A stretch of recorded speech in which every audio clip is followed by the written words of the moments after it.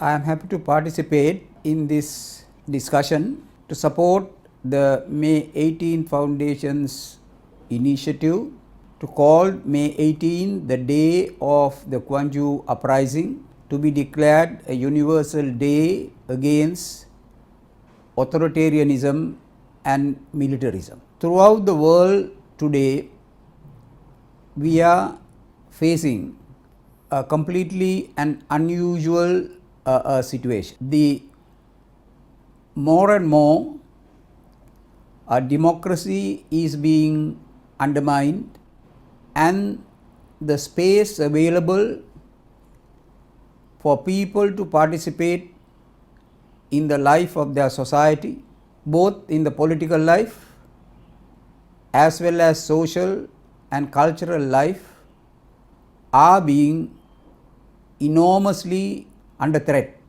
When we look at Asia, many of the countries which were in the 1950s that were democracies have now changed their course of action more and more in favor of complete control of the executive, that is towards authoritarianism. There are various reasons why this happens in different countries, but an underlying belief has arisen that economic progress can better be achieved through authoritarian system of governance than by a democratic system of governance.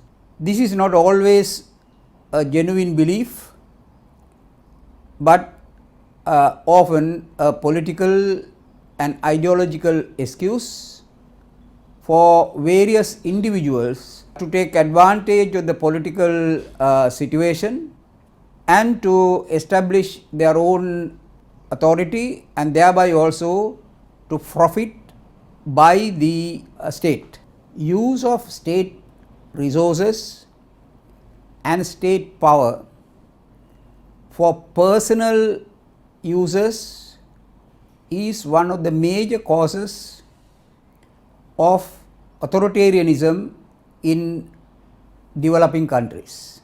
In other words, corruption is one of the motivating forces against democracy, transparency, as well as accountability. To be rid of any accountability is the ambition of many moves towards authoritarianism.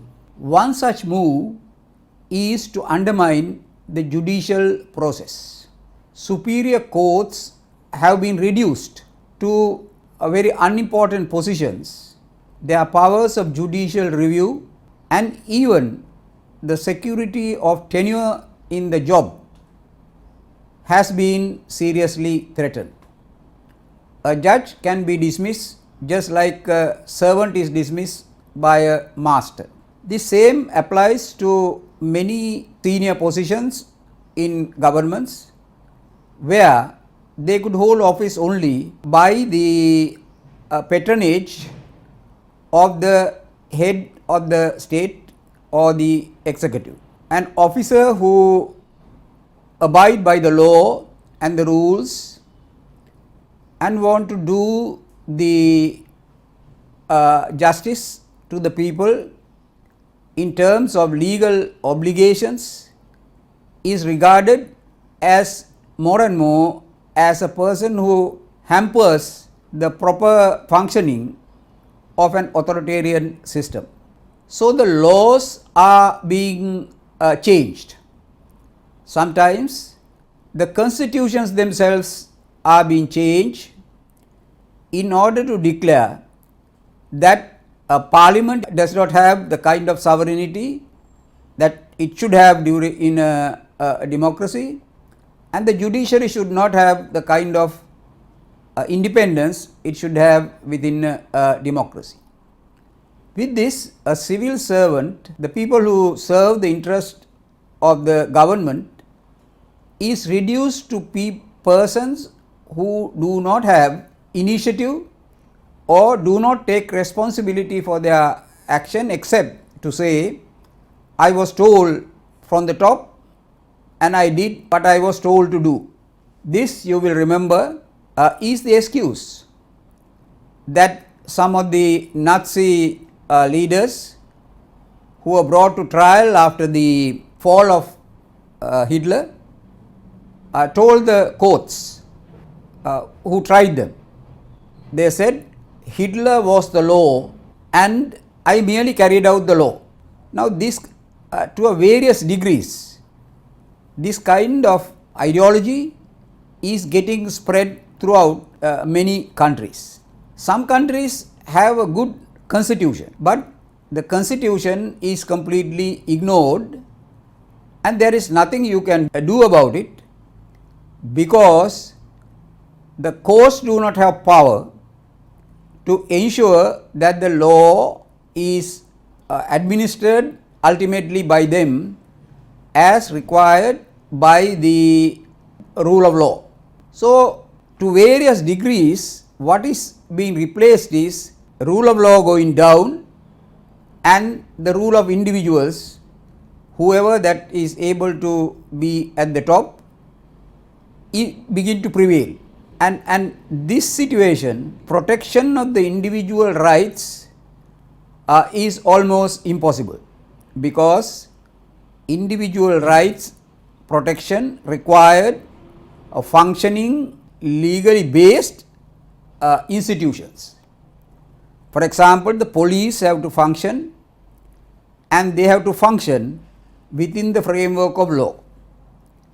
In several of the countries, what we see is dysfunctional policing systems. The politicians override the system. The relative independence that is required by a criminal investigator is tampered with by political interventions where they are told, you don't investigate that one, investigate this one and come to this conclusion and bring this person to try this person, whether you have evidence or not, make up if necessary some evidence, but some other person against whom there is overwhelming evidence, do not prosecute. So the whole system militates against any kind of a protection of basic rights. When this situation which goes like that clearly goes against the very claim that this kind of system is better for economic advancement. In fact, management breaks down as authoritarianism, which may take the form also of militarism, takes over. Management by objective rules and controls and with the initiative that can be taken by the people who are at work, all that breaks down. So then you get virtually an erosion of the power of the state. Instead of the state, we get the direct rule of one individual or one family or a small group of people. In the sense of a global sense, the bigger companies rule the world rather than their governments.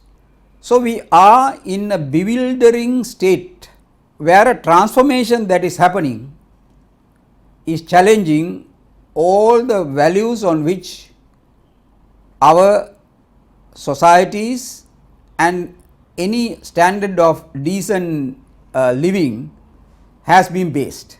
So it is necessary to face up to this threat. Gwangju uprising of 1980 shows when the people obstructed the authoritarian, the militaristic rule and paved the way for establishment of a democratic society. Today, at a global scale, similar interventions are needed similar spirit is needed in order that the right of human beings to participate in the affairs of their life and the shrinking space that is taking place to be abolished, and the people will once again assert themselves in a normal human way, thereby building a greater bond, mutual bond with each other, and then by this mutual bond resolve their problems. Therefore, declaration of this day will have as a universal day against militarism and authoritarianism will have a tremendous significance to the world as a whole.